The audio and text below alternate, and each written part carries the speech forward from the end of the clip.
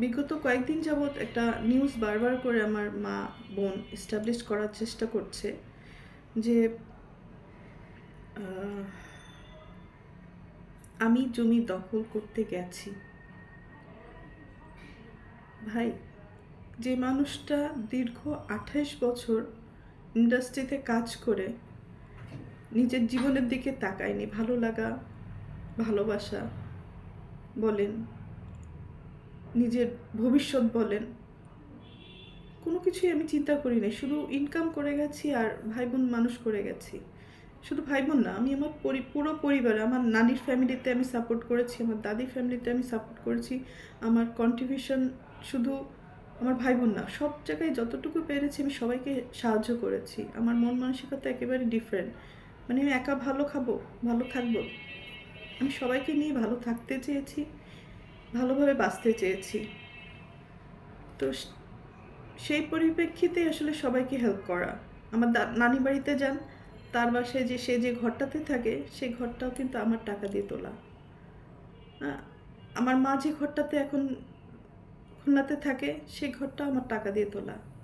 যে ভাড়াটে বাড়ির কথা উনি বলছেন সেই ঘরটাও আমার টাকা দিয়ে, আমার কষ্ট অর্জিত টাকা। রোদে পড়েছি, বৃষ্টিতে ভিজেছি, মানুষের অনেক ভালো কথাও শুনেছি, মানুষের অনেক মন্দ কথাও শুনেছি, অনেক ভালো গালিও দিয়েছে, আবার ভালো কথাও বলেছে, সম্মানও পেয়েছি, দুর্নামও পেয়েছি। তো সব কিছুর ঊর্ধ্বে হচ্ছে আমি একজন মানুষ। তো আমি আমার ফ্যামিলিকে সাপোর্ট করতে যে এই যে ঘরের কথা বলছি, সেই ঘরটা কিন্তু আমার বাবার 11 কাঠা জমি। তো 11 কাঠা জমির মধ্যে আমি আমার চাচার কিছু জমি কিনে রেখেছিলাম, মানে ফ্যামিলি প্রপার্টি, ফ্যামিলির সম্মান রক্ষা করতে যেয়ে আমি ফ্যামিলি কিছু প্রপার্টি কিনেছি। তো আমার চাচার অংশ কিনেছি, আমার ফুপুর অংশ কিনেছি, আমার বাবারও কিছু অংশ বিক্রি করে দিয়েছিল বাইরে, পরে আমি নিয়েছি কিনে এবং ওখানে ঘর তুলে দিয়েছি। তো কিছু অংশ আমি কিনেছিলাম যেটা রাস্তার সহকারে রেজিস্ট্রি হয়েছিল। মানে আমাকে জমি যখন কিনি তখন আমাকে জমির পিছনের অংশ দেওয়া হয়। তো পিছনের অংশে যেতে গেলে আপনারা সবাই জানেন এটা নর্মাল একটা জিনিস। বাড়ির পিছনের অংশ যদি কিনি তাহলে পিছনের অংশে যাওয়ার জন্য নিশ্চয়ই আমি হেলিকপ্টার দিয়ে যাব না বা ক্রেন দিয়ে ওখানে নামবো না, আমাকে যাওয়ার জন্য রাস্তা দিয়ে যেতে হবে। তো রাস্তাটা হচ্ছে আমার বাবা এবং চাচার জমির মাঝখান দিয়ে রাস্তাটা, যেখানে আমি আমার কেনা জমিতে আমি পৌঁছাতে পারবো। তো এই জমিটা রেজিস্ট্রি হয় 2008-এ। রেজিস্ট্রি হওয়ার পরে আপনারা, আমি সব প্রমাণ দিয়ে দিচ্ছি, ওই জমিতে এখনো পর্যন্ত আমি যেতে পারি না, ঢুকতে পারি না। কারণ কি, আমি যে ঘরগুলো তুলে দিয়েছিলাম ওই ঘরগুলো থেকে ভাড়া আসে, এই ভাড়া দিয়ে কিন্তু আমার বাবা চলতেন। একটা সময় আমার এই সেজ বোনের কন্ট্রোলেই ছিল এই ভাড়াগুলো। আমরা ঢাকায় থাকতাম, উনি ওখানে দেখাশোনা করতো এবং এই ভাড়াগুলো সে তার পকেটে নিত। যাই হোক, আমরা একটা পর্যায়ে ধরেন করোনার আগে আগে জানতে পারলাম, মানে কার কথা কি বলবো, মাফ করে দিবেন, মানে আমার পরিবারের কথা আজকে আমাকে পাবলিকলি বলতে হচ্ছে। এর থেকে দুঃখ, লজ্জার আর কিছুই হতে পারে না। মানে আমার এই বোনটা একটু বেপথে চলে যাওয়ার কারণে আমার বাবা 2019-এ বেপথে, মানে সে ওখানে কিছু অনিয়ম শুরু করেছিল,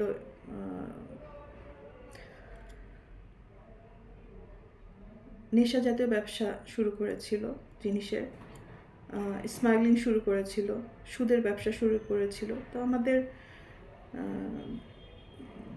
যতটুকুই আছে সম্মান ফ্যামিলিতে, মানে দেশের মানুষের কাছে সম্মান বলেন আর খুলনার মানুষের কাছে সম্মান বলেন, এই সব কিছু, মানে সব কিছুর কী বলে,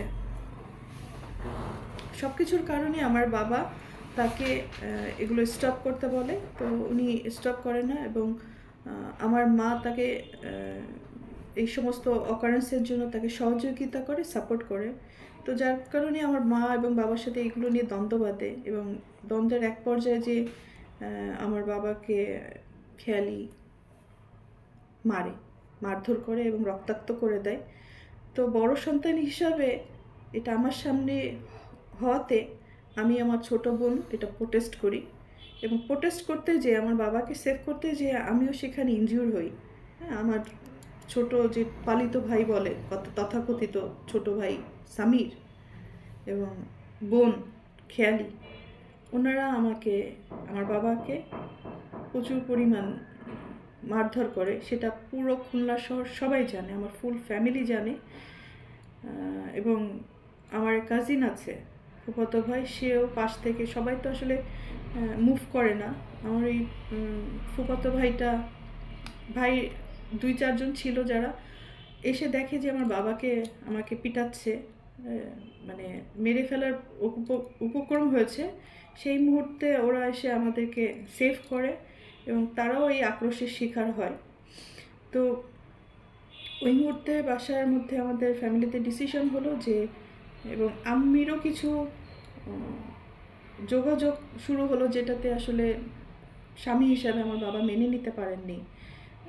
আসলে এটা বলা উচিত না, যাই হোক এখন বাধ্য হয়ে আমাকে বলতে হচ্ছে। না বললে আমার ইমেজ যেভাবে তারা নষ্ট করার চেষ্টা করেছে, আমার তো অল্প ছোটোখাটো একটা ইমেজ, সুন্দর যতটুকু কাজ করার চেষ্টা করেছি সেই ইমেজগুলো সে নষ্ট করার চেষ্টা করেছে, এবং দেশের মানুষের কাছে আমাকে একদম ভূমিদস্যু হিসাবে প্রেজেন্ট করেছে।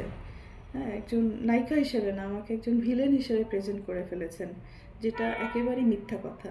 তাদের এই দোষগুলো দেওয়ার কারণেই, ঢাকতে যেয়ে এই কাণ্ড কারখানাগুলো করেছে।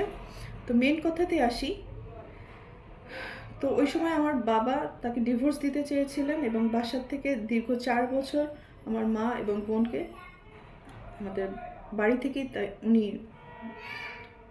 বের করে দিয়েছিলেন। এটা আমাদের ফিল্মের সবাই জানে, আমাদের পরিবারের সবাই জানে, খুলনাবাসী সবাই জানে। এবং আমার বাবা অতিষ্ঠ হয়ে মারধর খেয়ে পরে উনি থানাতে জিডি করেন, আমাদের খুলনা সোনাডাঙ্গা থানা। 2019-এ 14 মে একটা জিডি আছে, এটা আমি দিয়ে দিব, বা আপনারা খুঁজলে সবাই পাবেন।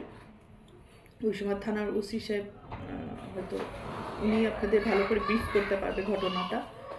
এবং র্যাবে আমার বাবা যে কমপ্লেন করে আমার এই বোনের নামে, তো ওইটার একটা আক্রোশ ছিল,